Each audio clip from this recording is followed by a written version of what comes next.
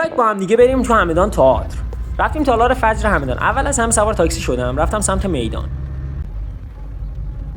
رسیدم میدان، بعد میدانم یه ذره پیاده روی، خیابون آرامگاه، بعد رسیدم به آرامگاه. همینجا میشه تالار فجر. اومدن بچه‌ها داشتن گیری می‌کردن. رفتم داخل سالن. سالن خالی بود، هنوز ورود نداده بودن. بچه‌ها داشتن سلام علیک می‌کردن. علی آقای عزیز. از اونورم صالح اومد. صالح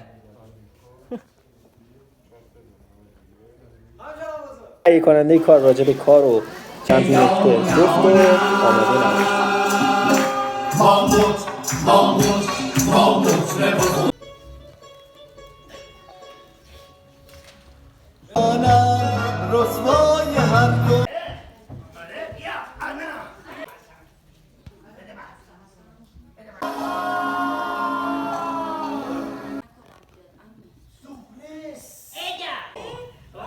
اگه دنبال این نمایش خوبی، شب عید بهترین گزینه است. اگه میتونید برید حتما شب عید رو ببینید. واقعا ارزشش داره. هر روزم ساعت 6:30 اجرا میشه. آقا فیلمه من فیلمش دارم. نگاه کنید